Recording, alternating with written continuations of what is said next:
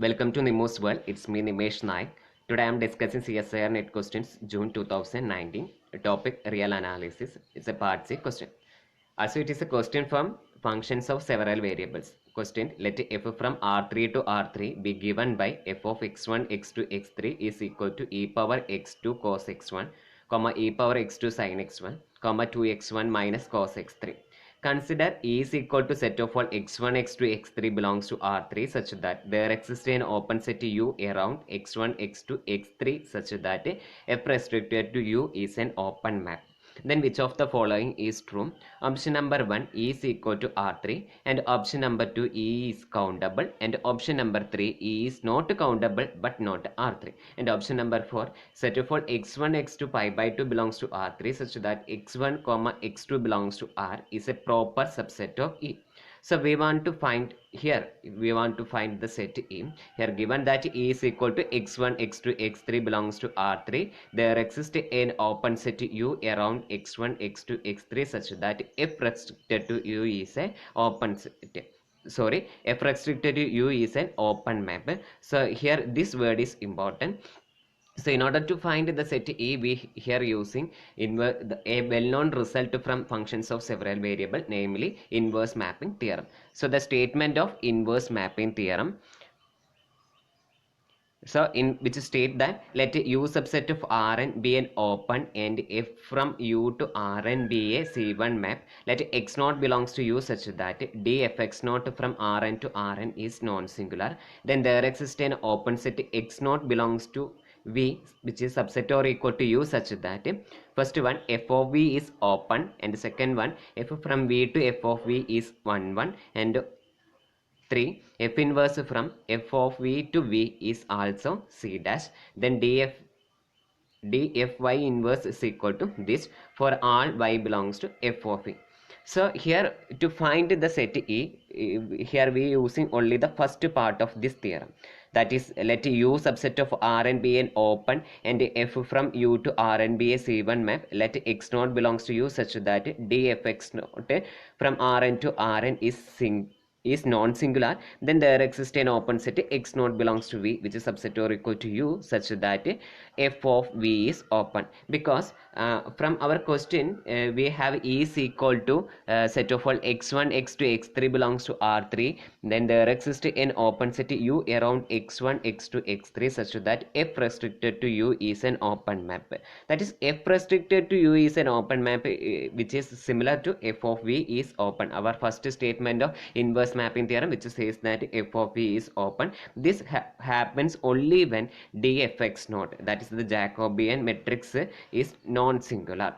So we want to know what is the Jacobian matrix. So definition: Jacobian matrix of a function. Let U subset of Rn be an open and f from U to Rk be a differentiable map, then f of x is equal to f1, f2, etc. to fk, then jfx which is equal to dfx. That is the Jacobian matrix which is equal to dou f1 divided by dou x2, dou f1 by dou x1, dou f1 by dou x2, etc. dou f1 by dou xn, then etc. dou fk by x1 and dou fk divided by dou x2, etc. dou fk divided by dou xn. So this is our definition of Jacobian matrix. So in order to find the set E, we want to find whether the Jacobian matrix is non-singular or not. So we want to find the situation at which the Jacobian matrix is non-singular. So from the question it is given that f from R3 to R3 by f of x1, x2, x3 is equal to f1 of x, f2 of x, f3 of x which is equal to e power x2 into cos x1, e power x2 into sin x1, 2x1 minus cos x3. Here we want to verify whether this function is a C1 map or not. If it is a C1 map, we can directly apply the inverse mapping theorem. If it is not a C1 map, we cannot apply inverse mapping theorem. We can easily verify this function is a C1 map. So here we get the given function f of x1, x2, x3 is equal to e power x2 cos x1, e power x2 sin x1, 2x1 minus cos x3 is a C1 map. So here directly we can apply inverse mapping theorem. Now we are find the Jacobian matrix dfx, which is equal to dou f1 divided by dou x1, so which is equal to minus e power x2 into sin x1, and dou f1 by dou x2 is equal to e power x2 cos x1 and 0. Similarly, the remaining terms e power x2 into cos x1, e power x2 into sin x1, 0, 2, 0, sin x3. So now we want to find in which case the matrix is non-singular. So for that we taking the determinant of dfx. So the determinant of dfx is equal to here sin x3 into determinant of this matrix. So which become sin x3 into minus e power 2x2. So we get determinant of dfx is equal to sin x3 into minus e power 2x2. Now the determinant of Jacobian matrix is equal to 0. That is, the determinant of dfx is equal to 0 implies that minus sin x3 into e power 2x2 is equal to 0. And we know that e power x, the function exponential function never vanishing. So this term cannot assume the value 0. So which implies that sin x3 is equal to 0. Sin x3 is equal to 0, which implies that x3 is equal to n pi for all n belongs to set. So we get our determinant of dfx is equal to 0 implies that x3 is equal to n pi. That is, the Jacobian matrix is non-singular if x3 not is equal to n pi. So we can conclude that E is equal to R3 minus set of all x1, x2, n pi, such that x1, x2 belongs to R. Because we want to get f restricted to u is an open map.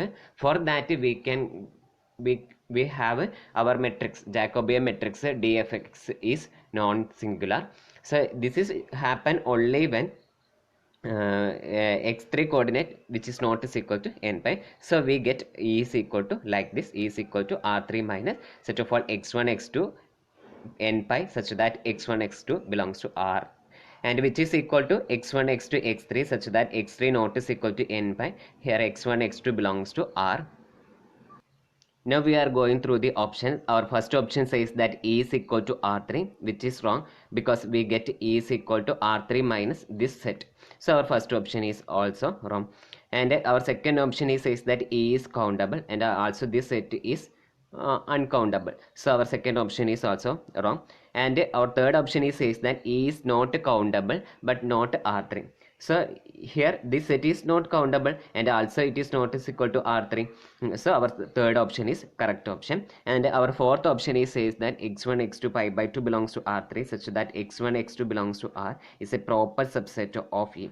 So we want to verify whether it is a proper subset of E or not. So it is easily we can say that set of all x1, x2 pi by 2 belongs to R3, such that x1, x2 belongs to R is a proper subset of E is equal to set of all x1, x2, x3, such that x3 not is equal to n pi. So our fourth option is a correct option. So in this question the correct options are option number 3 and option number 4. Okay, if you like my video, please subscribe my channel and also like and share.